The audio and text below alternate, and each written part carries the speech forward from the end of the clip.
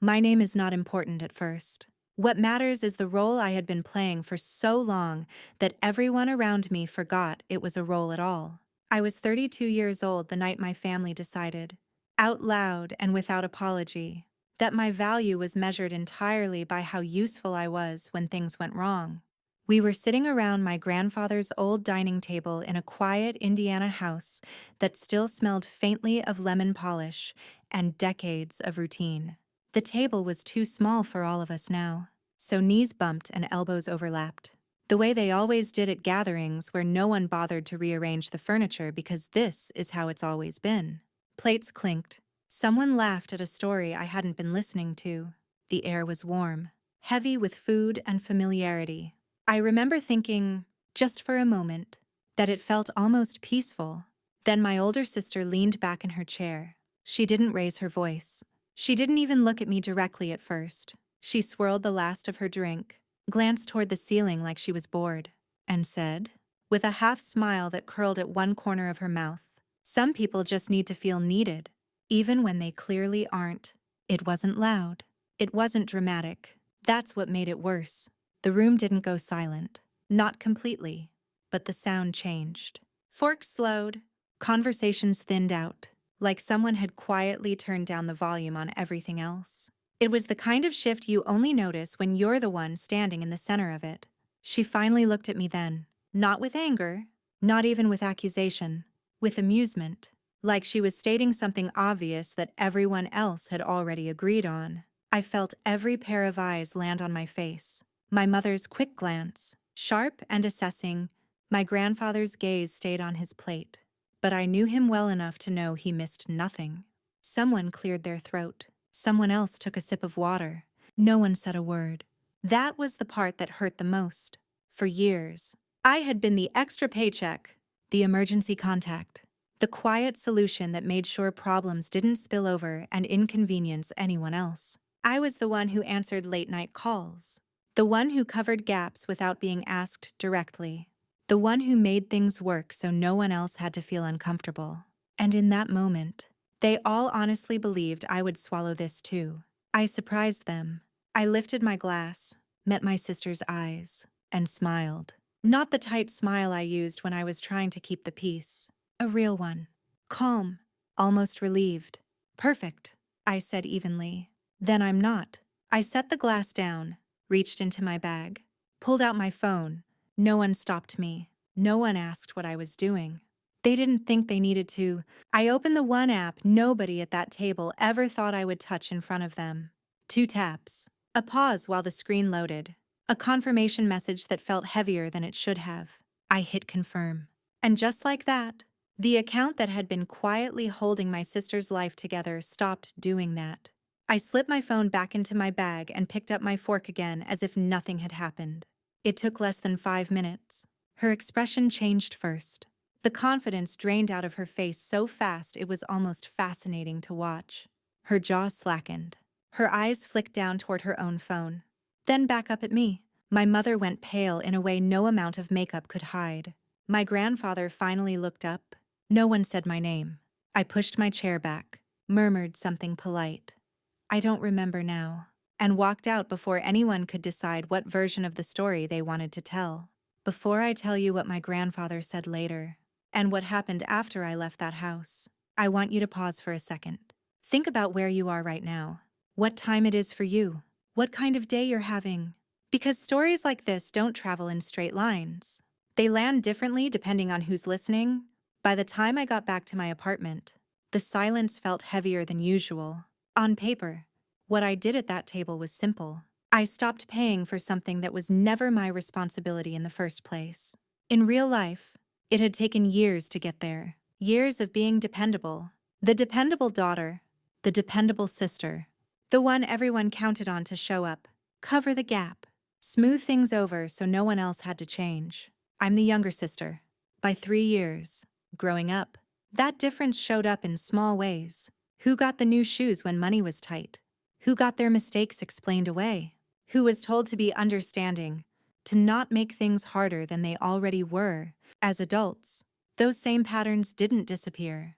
They just got more expensive. My sister became the one who struggled. I became the one who did well. And in my family, that meant the same thing it always had. She was given extra chances. I was expected to offer solutions. My mother liked to say she raised us on very little. She said it like a badge of honor, like proof that survival depended on keeping everyone happy. To her, loyalty and obedience were the same thing. Guilt came wrapped in concern. And if that didn't work, she reminded you how tired she was, how much she sacrificed, how ungrateful it would be to tell her no. By the time my sister had her first child, the conversation about help sounded reasonable. Daycare cost more than my first apartment had. They were behind on bills. Everyone was stressed. No one ever asked me outright to pay. That's not how my family works. Instead, my mother painted a picture, a child's future, a fragile situation. How lucky my niece would be to have family who stepped up. By the time the words stopped, the choice felt already made.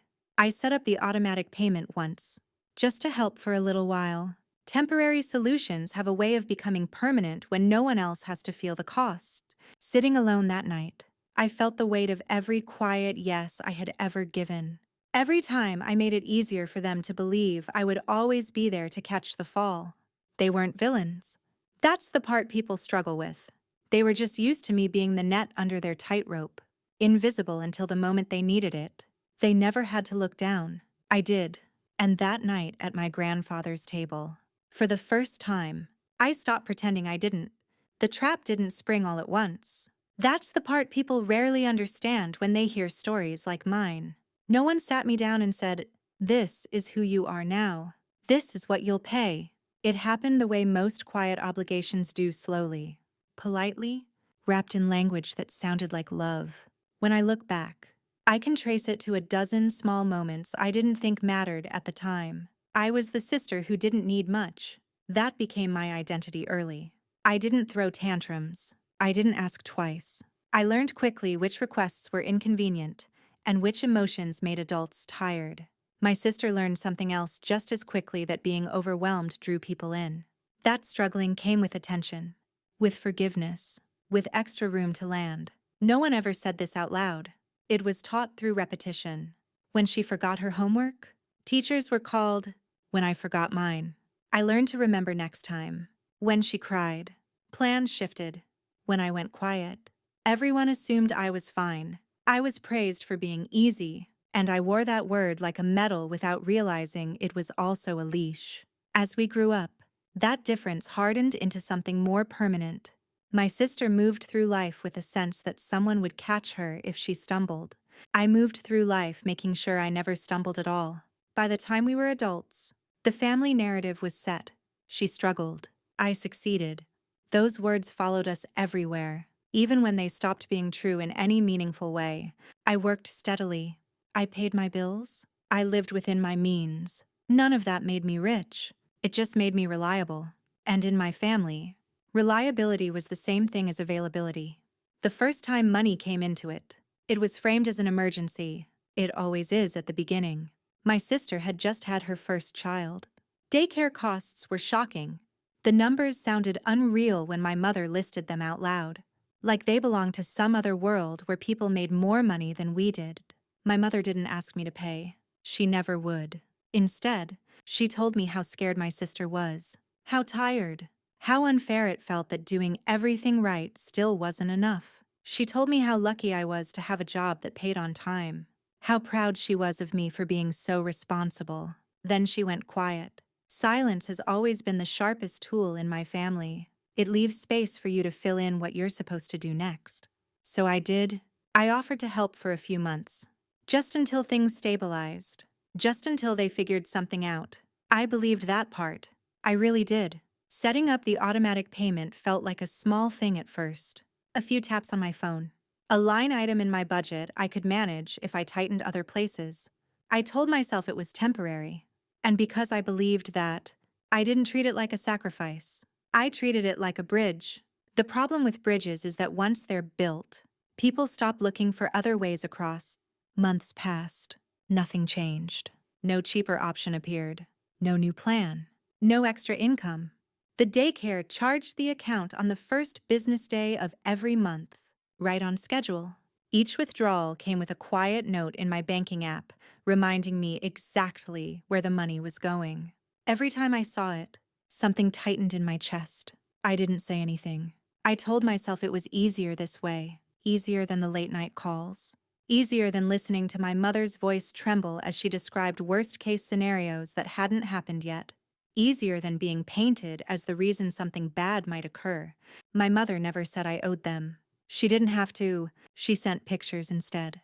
My niece smiling at school, my nephew holding a crayon, captions about how lucky they were to have family who stepped up. The message was always the same. If I stopped, I wouldn't just be saying no to adults. I would be saying no to children. That kind of framing works. It worked on me for a long time. What no one talked about was what it cost on my side. The trips I postponed, the repairs I delayed, the way I learned to check my account before buying anything that wasn't essential. Not because I couldn't afford it, but because I knew another withdrawal was coming. At work, people thought I was disciplined, good with money, the kind of person who didn't waste resources. They didn't see me staring at my phone late at night, doing mental math, deciding which version of myself could wait another year. The story in my family stayed simple. My sister struggled. I didn't. Therefore, I helped. It never occurred to anyone that success isn't just about income. It's about margin, about breathing room, about not living one unexpected expense away from panic. That margin disappeared quietly, month by month, and no one noticed because it wasn't their money leaving. Over time, the help stopped being acknowledged. It became expected. When something went wrong, my mother called me with updates instead of questions. When my sister talked about finances, she spoke as if the tuition was handled by some invisible force, not by me. And the more invisible it became, the harder it was to pull away, because by then, it wasn't just about money, it was about who I was in their eyes. The dependable one, the solution, the person who made things work so no one else had to feel the pressure of changing. I didn't see it as a trap while I was inside it. Traps don't feel like cages at first. They feel like responsibility, like love, like doing the right thing. It wasn't until much later, sitting alone in my apartment after that dinner, that I realized how carefully the role had been built, how many quiet yeses it took to convince everyone, including me, that this was simply who I was. And once a role becomes an identity, stepping out of it doesn't just feel like a choice. It feels like betrayal. There's a moment when helping stops feeling like help and starts feeling like maintenance. I didn't notice exactly when I crossed that line. Most people don't. It happens quietly, disguised as stability. By the time my sister's second child was old enough for the same preschool, the conversation didn't even pretend to be temporary anymore. There was no build-up, no careful phrasing. My mother called and spoke the way someone does when they're discussing something already decided. So, she said, we'll need to keep things the way they are. Not could we, not would you mind. Just, we'll need. That was when I understood that what I had created wasn't a favor. It was a system. The daycare tuition came out on schedule, month after month, like rent on an apartment I didn't live in. I could have told you the exact day and time without checking my account. I could have told you the number down to the dollar. I tracked it all because that's how my mind works. I track risks. I plan for fallout. I build buffers where I can. What I didn't plan for was how normal it would start to feel to pay for someone else's life. In my family, the system was held together by language. Careful, emotional language that made it hard to object without sounding cruel. My mother talked about keeping things stable. She talked about how hard it was for families like my sister's, how unpredictable life could be. She spoke as if the world were a storm, and I just happened to be the one holding an umbrella. Whenever I hinted at discomfort, she reassured me without actually changing anything. It's just for now, she'd say. Things will ease up soon. Then she'd pivot, casually, to a story about someone else who had it worse. A neighbor, a cousin, someone whose struggle made my own concerns seem petty by comparison. My sister never asked me directly either. That's important. She talked around it. She talked about costs rising, about how stressful it was to juggle work and kids, about how lucky she felt to have support. She thanked the family in a general way, like gratitude dispersed into the air didn't need a recipient. The system worked because it allowed everyone else to stay comfortable. My mother could feel like the matriarch holding things together. My sister could feel supported without feeling indebted. And I could feel like the good one, the reliable one, the person who didn't make waves. But systems don't stay invisible forever. They leave marks. Mine showed up in small hesitations. In the way I paused before agreeing to dinner plans because I was calculating gas and groceries against the next tuition draft. In the way I learned to ignore a dripping faucet because fixing it felt like a luxury. In the way I told myself that wanting more than the bare minimum was selfish when other people needed what I had. I didn't talk about it. Talking would have meant explaining why something that looked reasonable on the outside felt heavy on the inside. And explaining never went well in my family. Explanations became negotiations. Boundaries became debates. So I stayed quiet. That quiet taught them something. It taught them that the system worked. When problems came up, my mother called me to update me, not to ask for help. When my sister mentioned money, she did it with the casual tone of someone discussing the weather, not a crisis. The tuition wasn't a question anymore. It was a constant, like gravity. I noticed the shift one afternoon when a coworker mentioned taking a spontaneous weekend trip. I smiled and said it sounded nice. Inside, I was doing the math, not because I couldn't afford a hotel, but because I knew exactly how much less margin I'd have next month if I said yes to myself. That was when it hit me. I wasn't choosing generosity anymore. I was managing a liability. The irony was that my family still talked about my sister's situation as fragile, as if one missed payment would collapse everything. But fragility implies a lack of support. What she had was a hidden subsidy. What she had was me, and because I absorbed the risk, no one else had to. The system didn't ask whether it was fair. Systems never do. They just continue as long as they're fed. I started to feel the psychological cost before I admitted the financial one. There was a constant low-level anxiety that followed me around, like background noise. Every unexpected expense felt louder. Every indulgence came with a whisper of guilt. I told myself it was temporary. I told myself I could handle it. I told myself this was what good sisters did.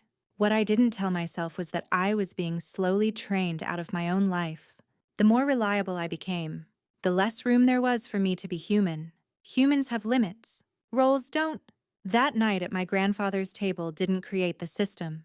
It exposed it. My sister's comment wasn't a surprise. It was a summary, a careless, public version of what had been true for years. I had become useful, necessary, expected. And once something becomes expected, withdrawing it feels like an attack. That's the part no one prepares you for. When help becomes infrastructure, removing it doesn't look like self-preservation to the people relying on it. It looks like sabotage. Sitting alone later, I realized that the system only worked because I kept agreeing to it. Not out of malice, not out of weakness, out of habit, out of love, out of fear of what would happen if I stopped. I hadn't been trapped by force. I had been trapped by familiarity. And familiarity, once broken, makes everyone uncomfortable, including the person who breaks it. The hardest part wasn't the money. Not really.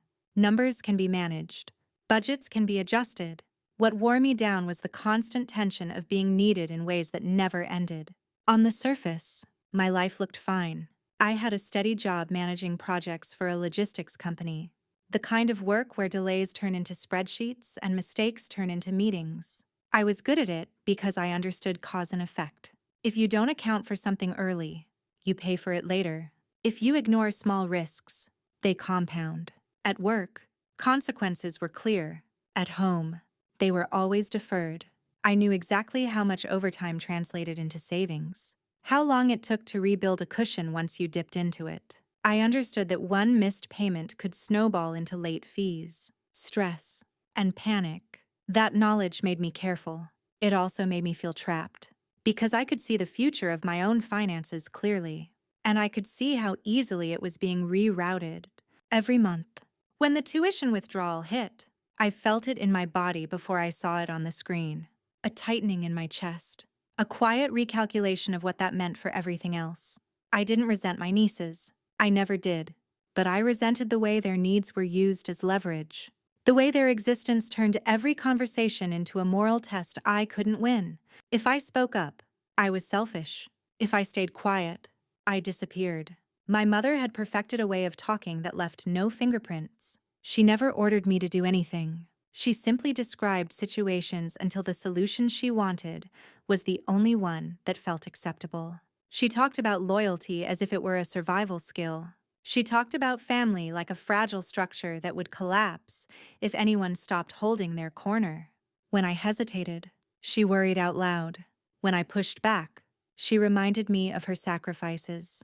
And when all else failed, she spoke about exhaustion, about being so tired she didn't know how much longer she could do this. I learned quickly that my discomfort mattered less than her fatigue. There were nights I lay awake staring at the ceiling, running through scenarios. What if my car broke down? What if I lost my job? What if something happened that required me to lean on someone else? The answer was always the same. I couldn't, because I was the one holding things up. That's what being dependable does to you. It turns you into the backup plan for everyone else while quietly removing your own. Friends would ask why I didn't take more time off, why I lived so modestly. I joked about being practical, responsible. They nodded, impressed. No one wants to hear that you're financially stable but emotionally overdrawn. The guilt was constant, but it was subtle. It didn't shout, it whispered. It showed up when I thought about spending money on something unnecessary. It showed up when I imagined saying no and pictured my mother's disappointment, my sister's stress, my niece's confusion. That whisper kept me in line. The irony was that I knew better. I worked in an environment where people talked openly about burnout, about setting boundaries, about not letting work consume your life. I gave advice to coworkers about protecting their time. I recognized unhealthy systems when they belonged to companies. I just couldn't see my family as one of them, because families aren't supposed to feel transactional. They're supposed to feel safe. And admitting that mine ran on unspoken debts felt like admitting I had failed at something fundamental. That's what kept me going long after the numbers stopped making sense. Not obligation alone, but the fear of what it would mean if I stopped. Who would I be if I wasn't the solution? What would be left of my place in the family if I wasn't useful? By the time we gathered at my grandfather's house that night, I was already carrying years of quiet exhaustion. My sister's comment didn't create it. It simply put words to something I had been trying not to name. In that moment, I saw myself the way they saw me, not as a daughter, not as a sister, as a role, as a function, as something to be activated when needed. That realization didn't hurt all at once. It settled in slowly, like cold, and once it did, I knew I couldn't unfeel it. The decision I made at that table wasn't impulsive. It was overdue. It came from years of swallowing discomfort and calling it love. Years of telling myself that this was just how families worked. But somewhere between the spreadsheets at work and the withdrawals in my bank account, I had learned something important. Systems don't change because one person suffers quietly. They change when the cost becomes visible. And for the first time, I was ready to let the cost show. The line didn't feel dramatic when I crossed it. There was no rush of adrenaline. No shaking hands. No moment where I thought, this will change everything. It felt strangely calm, almost procedural, like checking off a task I had been putting off for years. That calm is what frightened everyone else. At my grandfather's table, my sister expected embarrassment to land me back in my chair. Apologizing for being sensitive, she expected the old reflex, smooth it over, make it easier. Absorb the discomfort so the evening could continue uninterrupted. That had always worked before. What she didn't expect was silence. When I said, "Then I'm not," and put my phone away, I didn't explain myself. I didn't argue. I didn't perform regret. I simply removed the thing that had been holding her world together and let the consequences start ticking forward on their own schedule. People assume moments like that feel powerful. The truth is, they feel clarifying, like finally seeing the shape of a room you've been living in with the lights off. I didn't look back as I walked out. I didn't need to. I already knew what I would see if I did. Shock, fear, anger rearranging itself into blame. I had seen it in smaller forms every time I hesitated before. This time it was just louder because the stakes were real. The drive back to my apartment was quiet. Indiana roads have a way of stretching out in front of you. Flat and honest. No curves to distract you from your own thoughts. I replayed the night in my head, not to second guess it, but to understand it. My sister's tone, my mother's stillness, my grandfather's eyes finally lifting. I wondered which version of the story they would tell once I was gone. By the time I reached my place, my phone was already lighting up. Missed calls, voicemails, messages stacked on top of each other like they were competing for attention. I didn't open any of them. I set my phone down on the counter and stood there for a long moment, listening to the hum of my refrigerator and the distant sound of traffic outside. The apartment felt different. Not lonely, exposed. On paper, nothing had changed yet. The payment wouldn't fail until the next draft date. The school hadn't called. No bill had bounced. But emotionally, something had snapped. The illusion that I could quietly hold everything together without anyone noticing was gone. I sat on the couch and tried to feel guilty. That's what I was used to. Guilt had been my compass for years. But it didn't come the way it usually did. Instead, there was a dull ache, mixed with something unfamiliar. Relief. That's when I knew the line had been real. People like to believe that boundaries are loud declarations, speeches, ultimatums. In reality, the most effective ones are boring. They're quiet. They don't invite debate. They simply remove access. That's why they provoke such panic. I finally checked my phone later that night. My mother had called 3 times. My sister twice. There was a long text preview waiting that I didn't open. I already knew its shape. It would start soft, then sharpen. Concern turning into accusation. Fear dressed up as morality. I turned the phone face down again. For the first time in years, I didn't rush to explain myself. The next morning, the messages kept coming.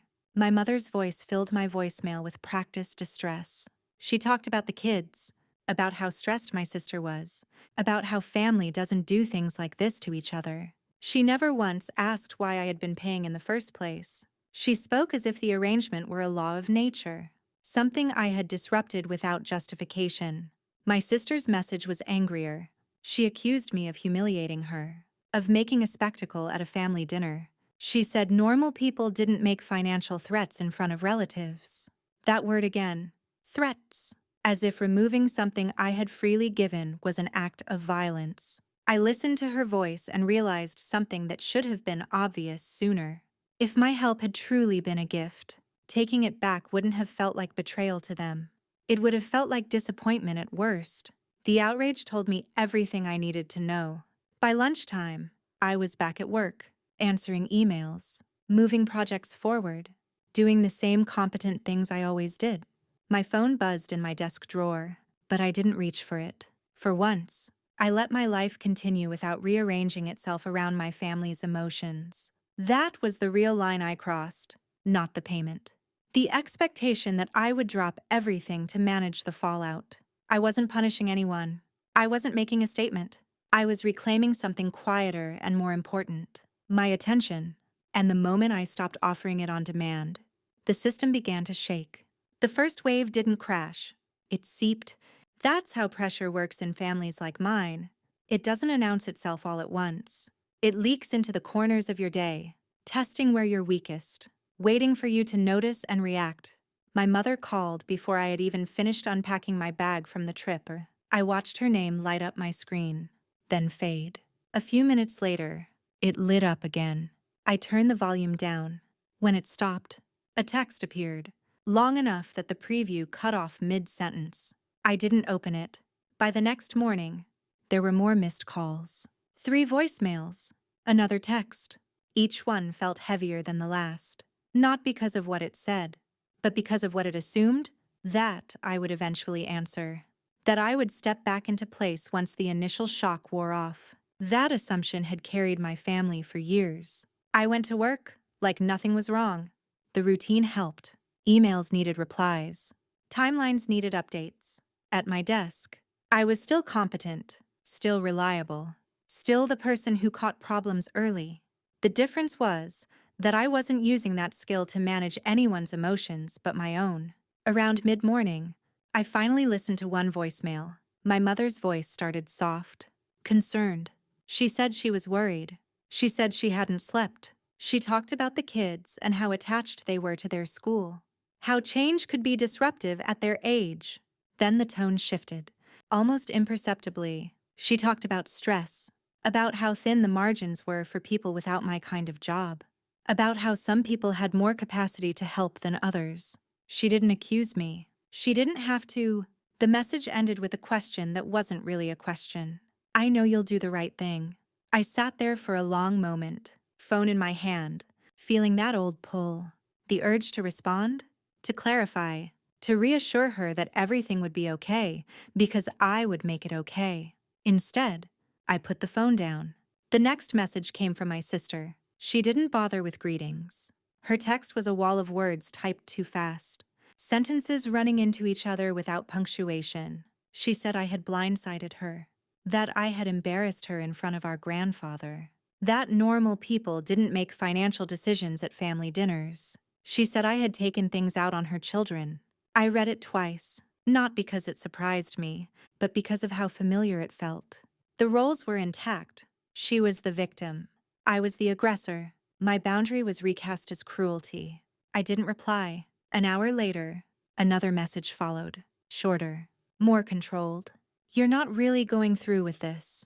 There was no question mark, just certainty, the belief that I would fold, like I always had, once the discomfort reached the right pitch. I locked my phone and went back to work. The silence I offered them wasn't passive. It was deliberate. Every unanswered call forced them to sit with something new, uncertainty. They didn't know how far I was willing to go. They didn't know how serious I was. And that not knowing made them escalate. By the afternoon, my mother had shifted tactics.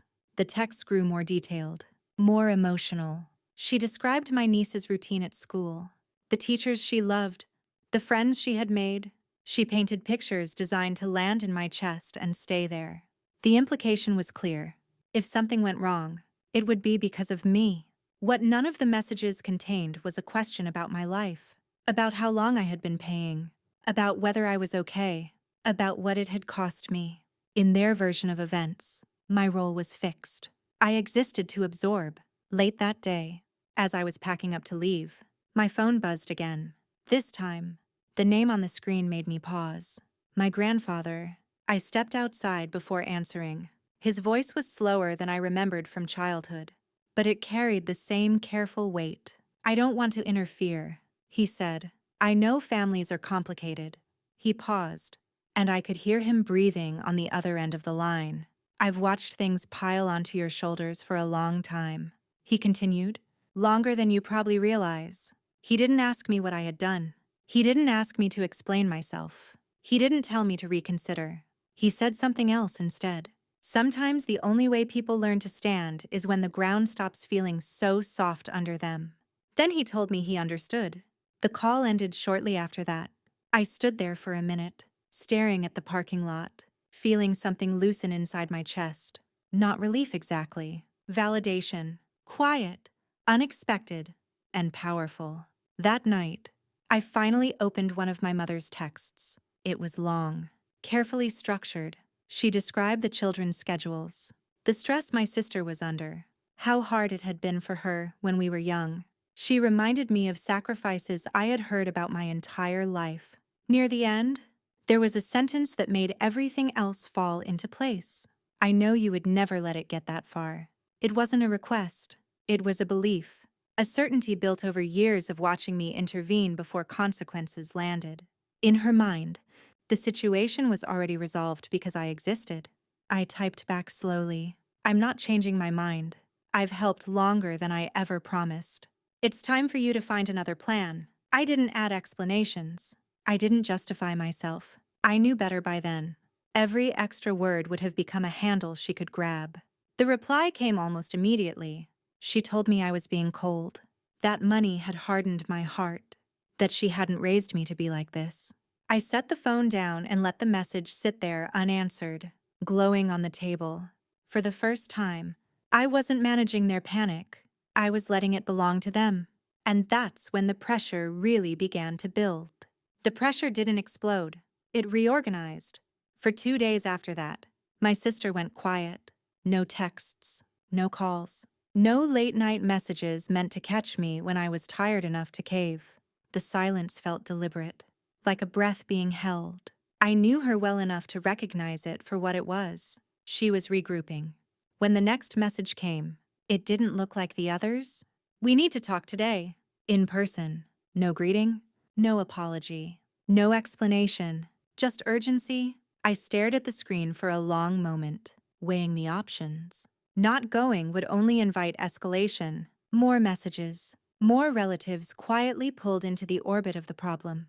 Going meant walking into whatever speech she had rehearsed, whatever emotional terrain she had chosen to make her point land.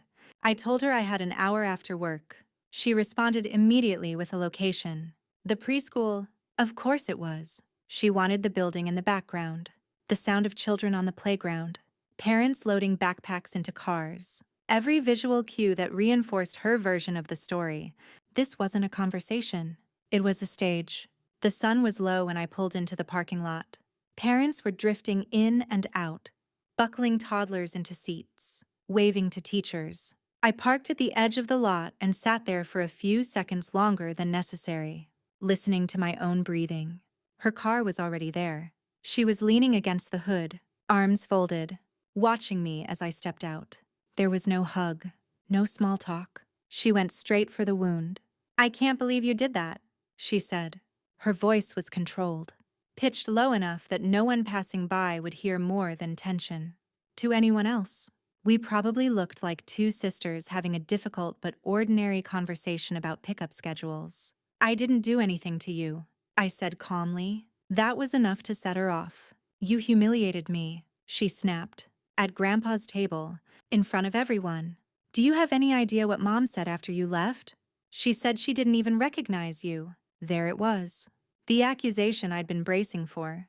The idea that I had turned into someone unfamiliar. As if the years of quiet support had been my real self, and this was some kind of betrayal. I didn't rush to respond. The old version of me would have filled the silence with explanations, with apologies for how things looked, even if the substance stayed the same. This time, I let the pause stretch. She shifted, irritated. "You know what happens if that payment doesn't go through again?" she said. "They move us down the list. We lose our spot. Do you really want to be the reason your niece has to start over somewhere else?" Behind her, a teacher opened the preschool door and waved a child toward a waiting parent. The normalcy of it made her words heavier. This was the picture my mother always painted when she wanted something from me. Children at a doorway I was supposed to hold open. "I'm not responsible for that," I said. She stared at me like I'd spoken another language. "How can you say that?" she demanded. "Your family. That doesn't make me the parent," I replied. Her jaw tightened. "You can afford it," she said. "You live alone. You don't even have kids. What are you saving your money for?" There it was again. The line I'd heard in softer forms for years. This time it came without padding. "I'm paying for my own life," I said. "That's enough." She took a step closer. "So that's it?" she asked. "You're just going to watch us drown." I thought about all the times I had thrown out life preservers before she even noticed the water rising. Late payments covered without a word. Groceries showing up on her porch. Transfers sent quietly, again and again. "I'm not watching you drown," I said. "I'm stepping out of the pool." We stood there for a moment, the distance between us wider than the few feet of asphalt. She shook her head slowly, like she had reached a conclusion about my character that saddened her. "I don't recognize you anymore," she said. I didn't tell her that for the first time in years. I recognized myself. When I got back into my car, my phone buzzed. It wasn't my mother. It wasn't my sister. It was a name that rarely appeared on my screen, unless something serious was happening. My aunt. Her message was short. "Call me when you have a minute. It's about your mom." And just like that, the story shifted again. I didn't call my aunt right away. That wasn't avoidance. It was instinct. Years of being the person who handled things had taught me that some conversations rearrange your understanding of the past. Once you hear them, you can't unhear them. I wanted to be sure I was ready to carry whatever she was about to put into my hands. So I drove home. I cooked something simple. I let the evening settle around me the way it always had. The difference was that my phone stayed on the counter, face down, like an object that no longer controlled the shape of my night.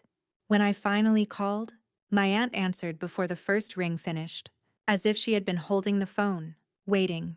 "Are you alone?" she asked. "Yes," I said. She exhaled slowly. "I don't want to cause more problems," she began. "But I can't keep watching this play out without saying something." That was when I sat down. My aunt has always been careful with words. She's the kind of person who thinks before speaking, who notices details others dismiss. When she tells you something, it's because she has already decided it matters. She told me about last fall, about helping my mother sort through mail one afternoon, about a pile of unopened envelopes on the table that my mother kept meaning to get to. One of them had already been opened by the time my aunt arrived. It was from an insurance company. My father had taken out a policy years before he died. I remembered vague conversations about it, the kind that trail off without conclusions. I assumed it had been handled, closed, finished. "He listed both you and your sister as beneficiaries," my aunt said.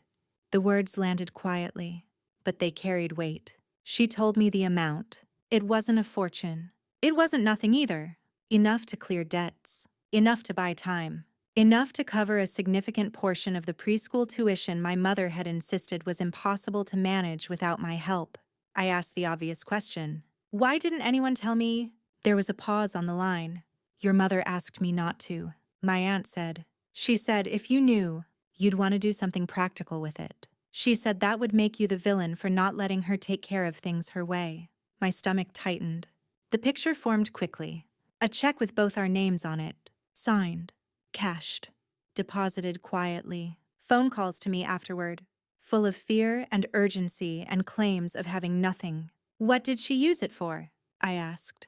I saw deposit slips. My aunt said, some went into savings. Some paid off things she'd been worried about for years.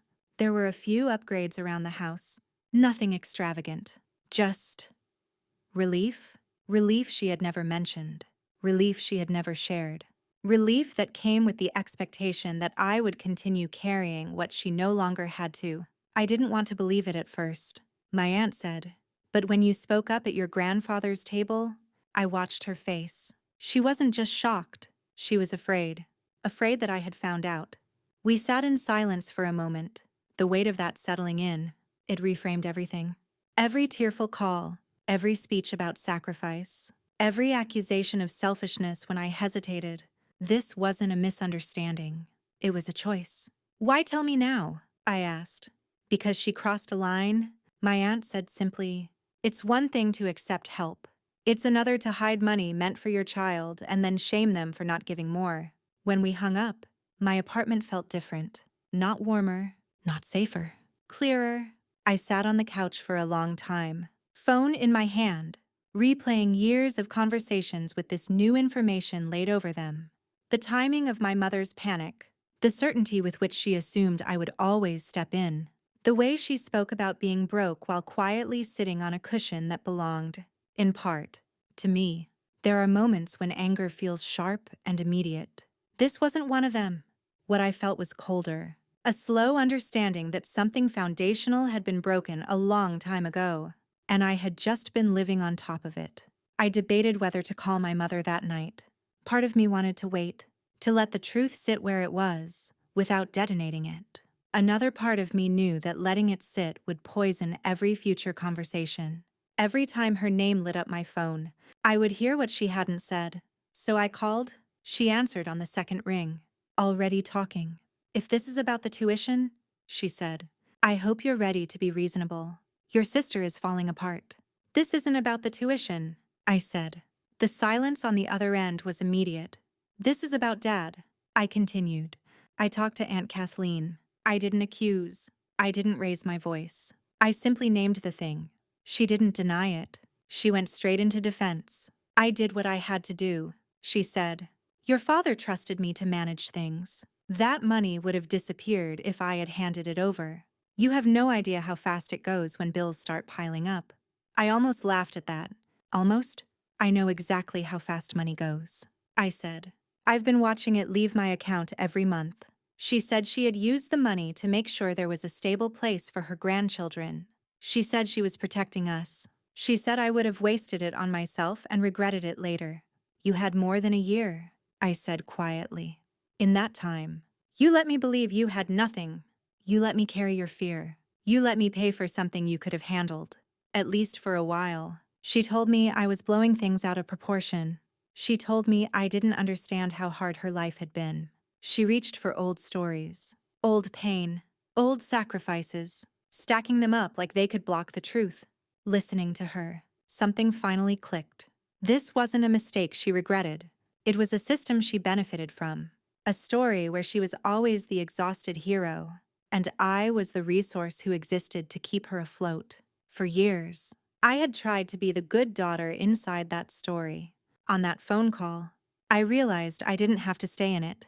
I ended the conversation without resolution. No apology, no agreement. Just the truth hanging between us, unsoftened. And for the first time since this began, I didn't feel the urge to fix it. By the start of the next week, the consequences stopped feeling abstract. They arrived in my inbox on a Tuesday morning, disguised as a polite email with a carefully neutral subject line. It thanked me for my time, referenced an outstanding balance, and mentioned that continued enrollment depended on bringing the account current. The language was gentle, professional, and unmistakable.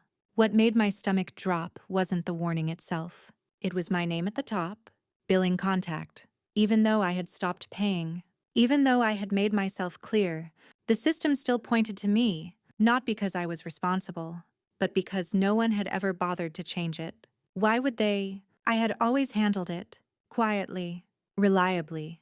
I stared at the screen longer than necessary, feeling that familiar tug to intervene. It would have been easy to fix. One more payment, one more bridge, a month bought, a crisis delayed, the illusion restored. Instead, I forwarded the email. No commentary, no explanation, just a subject line that read, "This is not mine anymore." Within minutes, my phone lit up. My sister called first. I didn't answer. Then my mother. I didn't answer. Then a number I didn't recognize. I stepped into an empty conference room before picking up. A calm woman introduced herself as the preschool director. She explained they had noticed the payment method on file had failed and, because my contact information was attached to the account, they wanted to confirm they were speaking with the right person. For a moment, I felt exposed, like I was being pulled into something I had already stepped away from. Then I took a breath. I'm no longer responsible for the tuition, I said.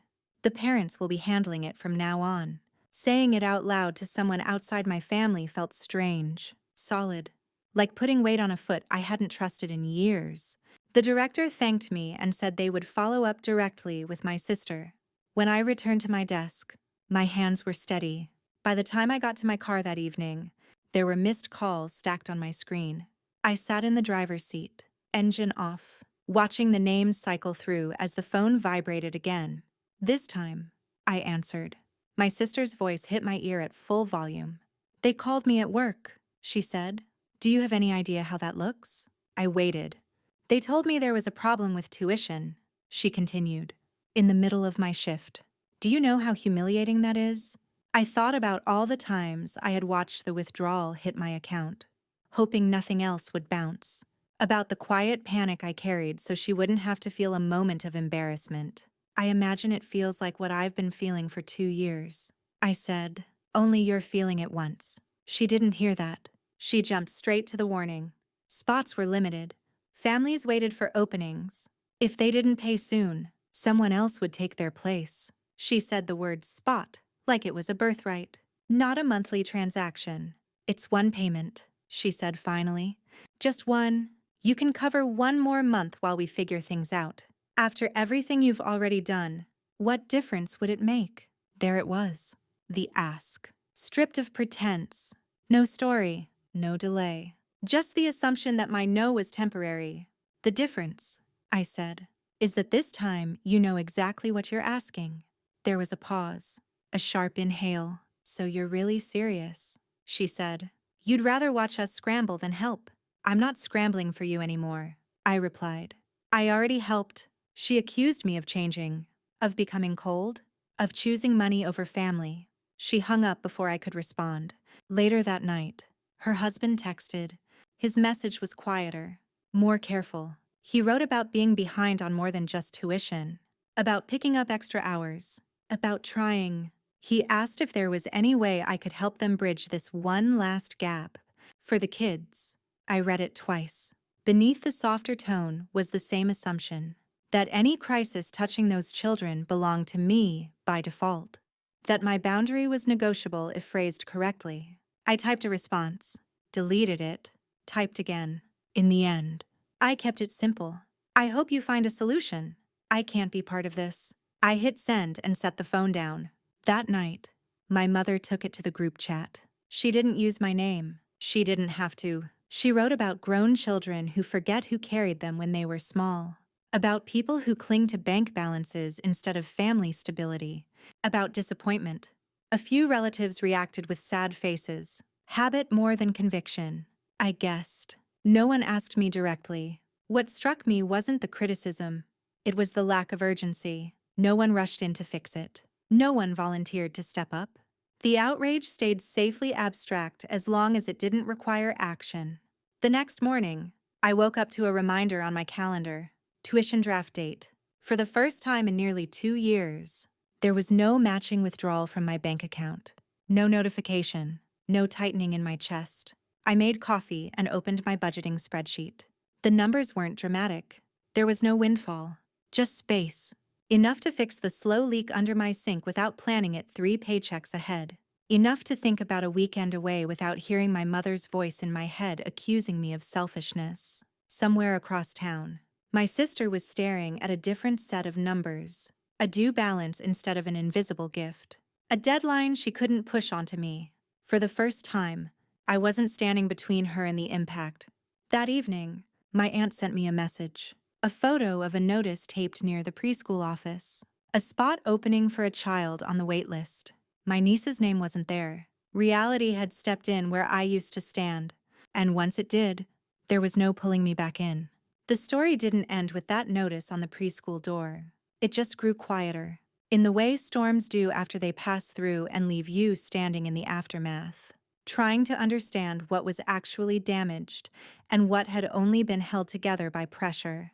I didn't hear directly from my sister after that. Not right away. Information reached me the way it always had in my family sideways. Through comments dropped in conversations I wasn't part of. Through messages forwarded without context. Through my aunt, who had become an unwilling witness to the consequences everyone else was finally having to face. What I learned, piece by piece, was that the safety net hadn't disappeared. It had simply been exposed. My sister pulled the kids out of that preschool within a week. The new place was cheaper, farther away, and didn't come with glossy newsletters or enrichment programs. My mother called it a disaster. She told anyone who would listen that the children were being set back. She framed the change as a tragedy inflicted from the outside. But when I heard about it, I felt something closer to clarity. For years, my family had spoken as if there were only 2 options. Either I paid, or everything collapsed. The existence of another solution, even one that required inconvenience, proved that story false. What they had wanted wasn't survival, it was comfort. And comfort had been expensive. Other changes followed. My sister traded in her car for something smaller.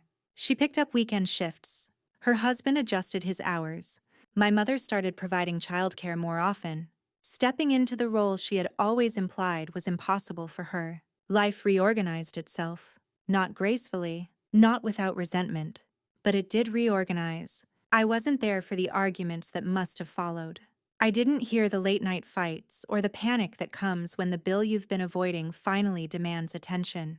I only saw the results. A life scaled down to match reality instead of leaning on someone else's margin. The most surprising part was how little anyone reached out to ask for reconciliation. There were no apologies, no acknowledgments of how long I had carried what wasn't mine. The silence told me something important. They didn't miss me. They missed the role. That understanding hurt more than the conflict ever had. Because conflict implies engagement. This was something else. A quiet recalibration that treated my absence as an inconvenience rather than a loss. The only person who acknowledged the shift openly was my grandfather. He invited everyone to a small gathering a few weeks later, but he chose his own house this time. Not my mother's, not a neutral restaurant. His place, his rules. I went. We didn't talk about money. We didn't talk about preschool. We talked about weather and old stories and the way time rearranges your priorities when you aren't paying attention. The kids ran in the yard. My sister kept her distance, polite but closed. At one point, my grandfather pulled me aside near the fence. "I'm proud of you," he said quietly. I didn't ask him for what. We both knew. "It's hard to let people carry what belongs to them," he added. "Most people would rather keep lifting than watch someone struggle." I nodded. There was no triumph in his voice, just recognition. My mother avoided me that afternoon. When she did speak, it was with a careful distance, as if we were both aware that something between us had shifted and neither of us knew how to name it yet. That conversation came later. She showed up at my building one evening without warning and stayed on the sidewalk like she wasn't sure she was welcome inside. She said she wanted to clear the air. What she meant was that she wanted the story rewritten. She said she was sorry if I felt hurt. She said she had only ever tried to protect me. She said the insurance money had been used for the family, and that using it for her house and comfort counted as taking care of everyone. She never called it mine. She never connected it to the months she had told me there was nothing left. Listening to her, I felt the old gravity pull again. The temptation to accept a soft version of events so we could move on without naming what had happened. That was always her goal. Resolution without accountability. I told her I loved her. I also told her I was done being her first option when life felt unfair. I said I wouldn't talk about money again. Hers, mine, my sister's. If she wanted to call me, it would have to be about something else. She warned me I was cutting myself off from my own blood. She said one day I would need them, and they would remember this. She said I was choosing money over love. The words landed quietly. I had already spent years choosing their comfort over my own peace. When she drove away, the silence that settled afterward felt different from the silence I used to fear. It didn't feel like being frozen out. It felt like having a room that finally belonged to me. The weeks that followed didn't bring closure. They brought distance, and distance, I learned, is its own kind of truth. At first, my mother kept trying to pull the thread back to where it had been. She called every few days, leaving voicemails that swung wildly in tone. One message would be clipped and sharp, warning me about the consequences of stubbornness. The next would be soft, almost tearful, filled with memories of when I was small and needed her. She spoke as if the right combination of words might reset me, return me to the version of myself that absorbed discomfort without complaint. I stopped pressing play. That was harder than it sounds. Ignoring a ringing phone is easy. Ignoring the voice of the person who raised you is not. There were nights I sat on my couch with my phone in my hand, thumb hovering over the screen, wondering if this was the moment I became someone unrecognizable even to myself. But every time I imagined answering, I pictured the conversation unspooling the same way it always had. My feelings acknowledged briefly, then set aside. The focus shifting quickly back to what needed fixing, to who was struggling more, to why my boundaries were inconvenient. So I let the messages pile up. Then I deleted them without listening. My sister didn't call at all. Her absence was louder than my mother's persistence. It told me she was adjusting in her own way, recalculating a life that no longer had my name attached to it. Through my aunt, I learned pieces of it. The weekend shifts, the earlier mornings, the way exhaustion had replaced entitlement in her voice. I didn't take pleasure in that. I wasn't waiting for vindication. What I felt was something closer to sobriety, a clear-eyed understanding of what my help had been shielding her from, and how necessary it was for her to finally feel it. I changed things quietly on my end. I adjusted my phone settings so certain numbers went straight to voicemail. I muted the family group chat instead of leaving it. That was important. Leaving would have been a statement. Muting was a choice. It meant I could check in when I wanted, not when someone else decided it was time. The group chat continued without me. Birthdays, photos, comments that floated by without landing. I scrolled past most of them. When I did read, I noticed something new. The absence of urgency. No one was asking for help. No one was coordinating solutions. The emotional labor had always flowed in one direction, and now that it was gone, nothing rushed in to replace it. Life filled the space instead. I fixed the leak under my sink.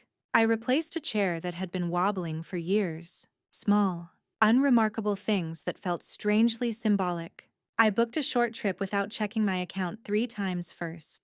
I signed up for a class I'd been postponing because it felt indulgent.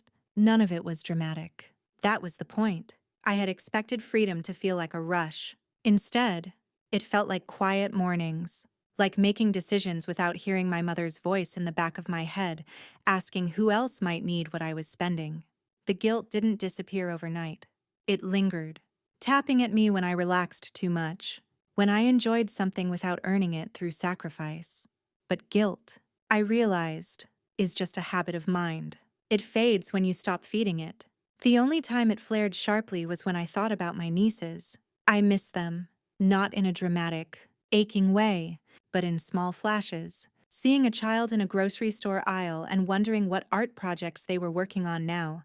Hearing a song and remembering how one of them used to hum it off key. I had to remind myself of something important. I hadn't abandoned them. I had stopped subsidizing a system that used them as leverage. Their parents were still there. Their grandmother was still there. The responsibility had returned to where it belonged. One afternoon, my aunt called with an update she thought I should know. My mother had been telling relatives her own version of the story. A softened one where she had made difficult choices, where misunderstandings had escalated, where everyone had done their best. She doesn't mention the policy anymore, my aunt said. She avoids that part. I wasn't surprised.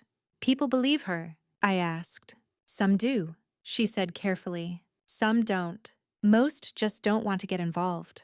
That, more than anything, confirmed what I had come to understand. Family systems survive not because everyone agrees with them, but because no one wants to be the one who disrupts them. Silence keeps things running. I had broken that silence, not with shouting, not with ultimatums, but with a refusal to continue. My grandfather called one evening just to talk. About nothing in particular. He asked about my work. He told me a story about a neighbor he hadn't seen in years. Before we hung up, he said something that stayed with me. Peace doesn't always come from fixing things, he said. Sometimes it comes from letting them be as they are. I carried that with me into the next season of my life. My mother tried one last time to pull me back a few months later. She called and left a voicemail that was almost gentle. She said she missed me. She said she didn't like how distant things felt. She said families weren't meant to live like this. I listened to it once. Just once. Then I saved it. Not to replay it, but to remind myself of something. Distance wasn't what broke us. Distance was what revealed us. And in that space, I was finally able to see my own life without the distortion of everyone else's needs layered on top of it. I didn't know yet what the final shape of my relationship with my family would be. I only knew this. For the first time, I wasn't shrinking to fit into it. By the time winter settled in, the distance had stopped feeling like a temporary phase and started feeling like a new climate. Not harsh, not warm, just different. I learned how to live inside it the way you learn to dress for a season you didn't expect. My mother's calls slowed. When they came, they were shorter, less performative.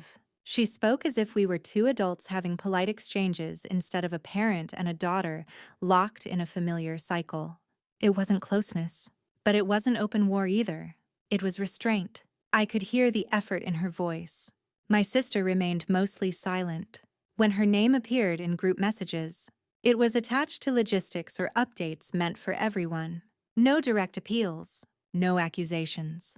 It was as if she had decided that engaging with me carried too much uncertainty now. Too many variables she couldn't control. That, more than anything, confirmed the shift. When people stop pushing, it's often because they've learned the old pressure points don't work anymore. I started to notice how much of my emotional energy had been spent anticipating reactions. I used to rehearse conversations before they happened, preparing defenses for arguments no one had actually voiced yet. Without that constant rehearsal, my mind felt oddly quiet.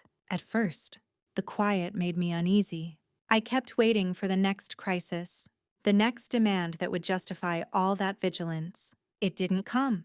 Instead, I found myself noticing ordinary things. The way my apartment felt more like a home when I wasn't rushing through it. The satisfaction of finishing a workday without bracing for a call that would undo whatever peace I'd managed to build. The luxury of making plans without calculating who might be disappointed by them. I didn't tell anyone about these changes. They were mine. Private. Almost fragile. Guilt still visited from time to time. Usually late at night when my defenses were down. It asked familiar questions. What if you're wrong? What if you went too far? What if one day they really do need you? I let the questions pass without answering them. I was learning that not every feeling required a response. One evening, I ran into a cousin at the grocery store. We exchanged the usual small talk, and then she hesitated, clearly debating whether to say something more. Finally, she did. I heard things are complicated, she said carefully. They are, I replied. She nodded. I don't think you're wrong, she added quietly. I just don't think anyone knows what to do when the person who always fixes things stops. That stayed with me long after we parted ways. I realized then that my choice hadn't just affected my immediate family. It had disrupted an unspoken agreement that extended outward. I had been a stabilizing force, not just financially but emotionally. My availability had allowed others to remain neutral, uninvolved, comfortable. Without it, everyone had to sit with their own discomfort. That wasn't cruelty, it was reality. As the months passed, I began to trust the stability of my own life again. Not because everything was perfect, but because it was honest. My expenses matched my income. My responsibilities matched my choices. There was no hidden weight I was carrying for someone else. I started thinking about the future in ways I hadn't before. Not grand plans, but possibilities. A move, further education, a different pace of life. These thoughts used to feel indulgent, even dangerous. Now they felt reasonable. The most surprising change was internal. I no longer felt the urge to justify my decisions. When people asked how my family was doing, I answered simply, they're figuring things out. I didn't rush to explain my role in that process. I didn't defend myself. The story no longer needed managing.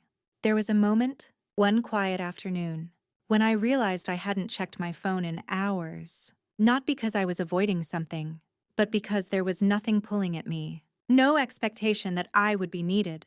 No assumption that my attention was on standby. That was when it hit me. I wasn't waiting anymore. For years, my life had been structured around readiness. Ready to help, ready to intervene, ready to be useful. Letting go of that readiness felt like stepping out of a uniform I'd worn for so long, I forgot it wasn't my skin. I didn't know what the long-term outcome with my family would be. Distance can soften things. It can also harden them. Both were possible. What I did know was this. I had chosen to live as a whole person, not as an extension of someone else's crisis. And once that choice is made, it changes the way you move through the world. The quieter my life became, the more clearly I could see what had been noise all along. It wasn't just the phone calls or the financial pressure. It was the constant sense of readiness that had shaped me.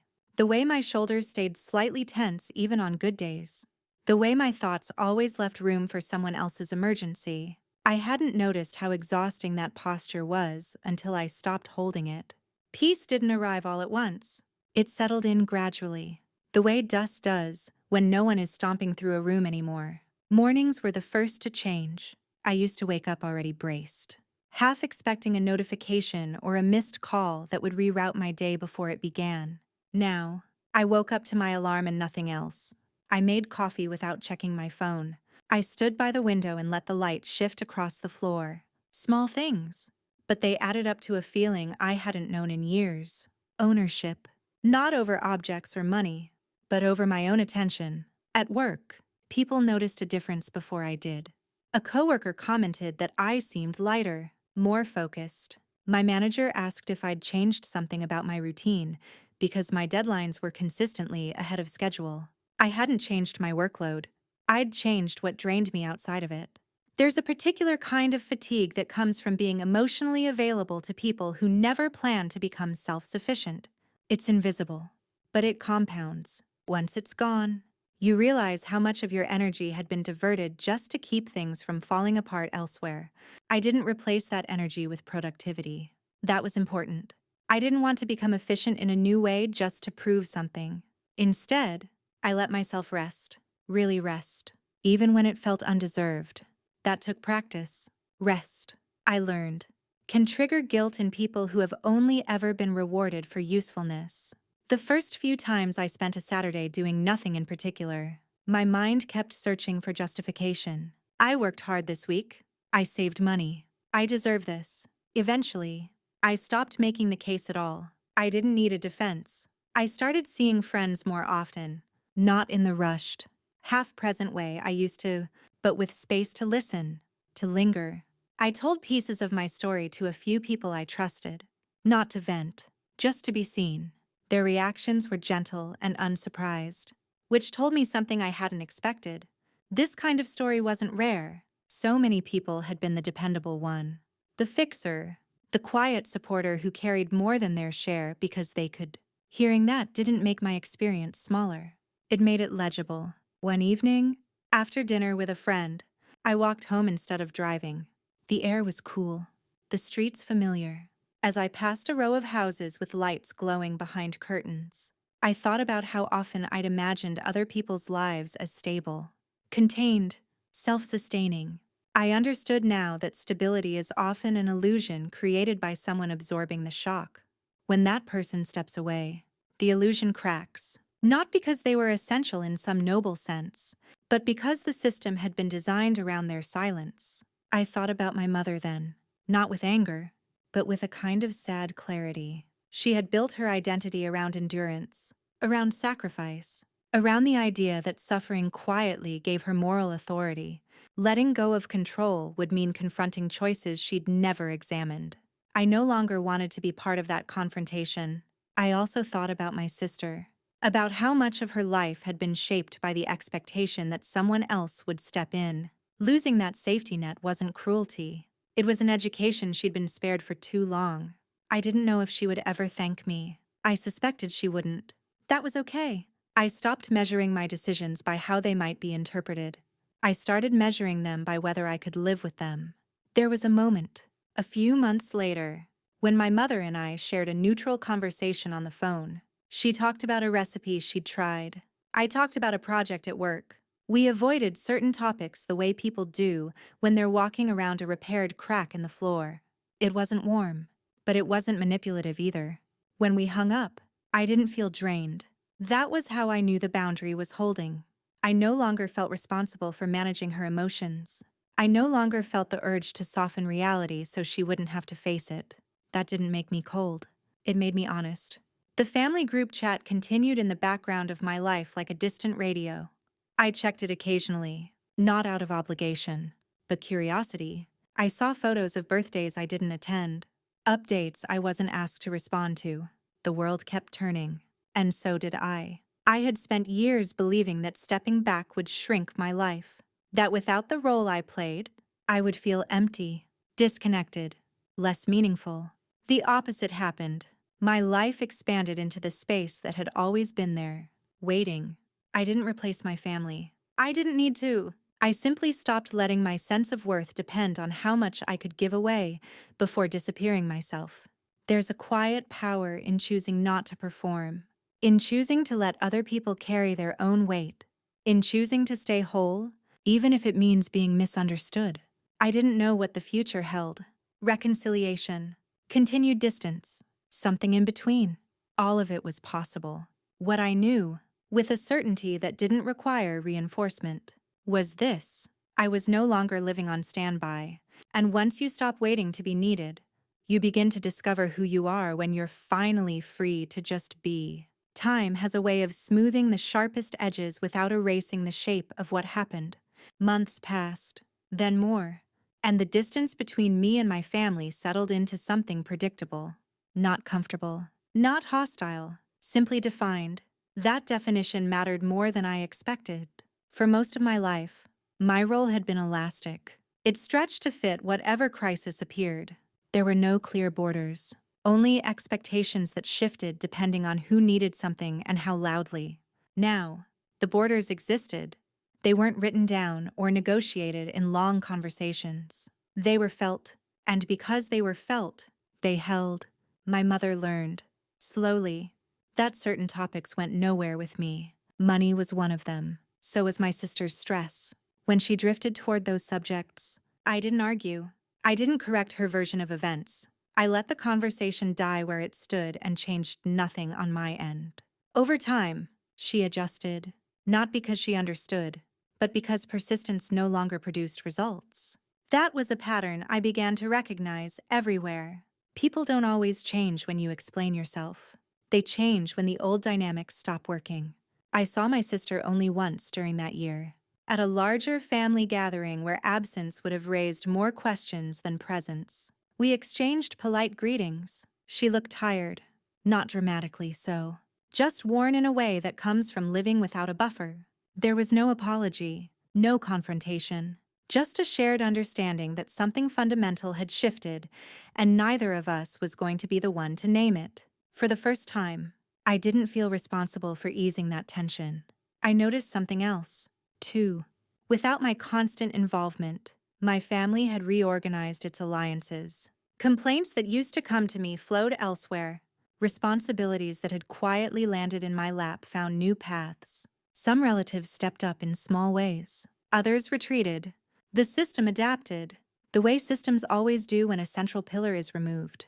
That realization changed how I thought about everything that had happened. I hadn't been indispensable. I had been convenient. There's a difference. Being indispensable means nothing functions without you.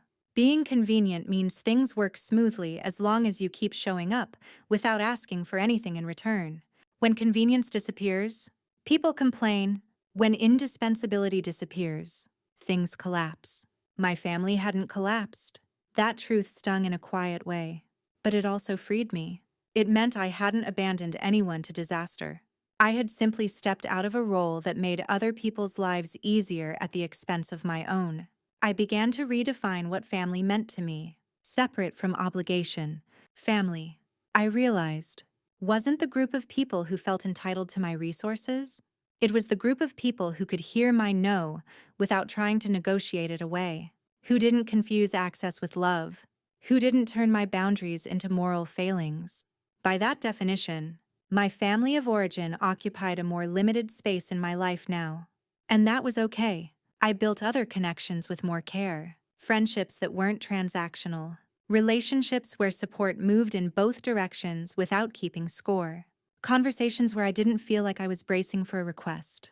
Those connections didn't replace my family. They balanced it. The old fear that distance would leave me alone never materialized. What I found instead was discernment. I was no longer pouring myself into relationships that required me to disappear to function. Even my sense of empathy changed. I still cared about my sister's children. I still wished them stability and kindness, but I no longer carried responsibility for outcomes I didn't control. That distinction mattered. It allowed compassion without self-erasure. One afternoon, while cleaning out a drawer, I found an old notebook from years earlier. Inside were budgets, lists, reminders to myself written in the margins, notes about covering this month and adjust next paycheck, evidence of how long I had been planning my life around someone else's needs. I closed the notebook and threw it away, not out of anger, out of completion. I didn't need proof anymore. I didn't need to remind myself why I had drawn the line. The line had held long enough to justify itself. When people ask now whether I regret it, I have to pause before answering. Regret isn't the right word. There are things I miss. Simplicity, the illusion of closeness that comes from being needed, the feeling of being central to something, even if that centrality was built on sacrifice. But regret implies a mistake. This wasn't a mistake. It was a correction. I didn't cut my family off. I cut the cycle off. I stopped participating in a system that rewarded silence and punished boundaries. I chose to let relationships exist at the level they could sustain, without my constant intervention. Some relationships survived that shift. Others didn't. That wasn't a failure. It was information. What remained was quieter, smaller, and far more honest. And in that honesty, I found something I hadn't realized I was missing all along. Peace that didn't depend on being useful. Peace that didn't require approval. Peace that allowed me to belong to myself first. There is a version of this story where everything ends neatly. Apologies are offered. Lessons are learned. Everyone agrees on what went wrong and why. That version is comforting. And it's also rare. This wasn't that kind of ending. What I got instead was something quieter and more durable. I learned that generosity without boundaries doesn't make you kind. It makes you available. And availability, when it's unlimited, slowly turns into expectation. Expectation turns into entitlement. And entitlement, once established, does not disappear just because you are exhausted. It disappears when you stop participating. For a long time, I believed that love meant never letting things fall apart. That being a good daughter or sister meant absorbing discomfort before it reached anyone else. I confused endurance with virtue. I confused silence with strength. What I understand now is that love without limits isn't love. It's self-erasure. Helping someone is not the same as carrying them. Supporting family is not the same as letting them outsource every consequence of their choices onto you. And saying no does not make you cold. Even when people insist that it does. Especially then. When I stopped paying. When I stopped answering. When I stopped explaining. I didn't break my family. I revealed it. I revealed who benefited from the old arrangement. I revealed who equated access with affection. I revealed how much of the peace I thought we shared had been purchased with my silence. That knowledge hurt. But it also freed me. My mother still tells her version of the story. My sister still believes hers. I no longer feel the need to correct them. Their narratives don't define my life anymore. They only explain theirs. The distance that followed didn't hollow me out. It gave me shape. I sleep better now. I plan without flinching. I spend money without hearing an echo of guilt in my head. I say yes when I mean yes, and no when I mean no, without turning either into a performance. There are days when I miss the feeling of being indispensable. Being needed can feel like purpose when you don't yet know how to belong to yourself. But purpose built on depletion is not purpose. It's a slow disappearance. If any part of this story feels familiar, I want you to hear this clearly. You are allowed to set a line, even if people don't understand it. You are allowed to stop funding systems that depend on your exhaustion. You are allowed to choose stability over approval, peace over performance, honesty over harmony. Family does not entitle anyone to unlimited access to your time, your money, or your emotional labor. Love that requires you to vanish is not love worth preserving. When I think back to that night at my grandfather's table, I don't remember the shock on my sister's face as clearly as I remember what came after. The moment I walked out into the quiet. The first step away from a role I never agreed to play forever. That step didn't fix everything. It fixed me. And sometimes, that's enough. If this story resonated with you, take a moment to share your thoughts in the comments. Have you ever been the one who always had to fix things, carry the weight, or say yes when it cost you too much? Your story might be exactly what someone else needs to read tonight. And if you want more long-form, emotionally honest stories about boundaries, family, betrayal, and reclaiming your life, subscribe to the channel Vengeance Within. New stories are coming, and you don't want to miss the next one.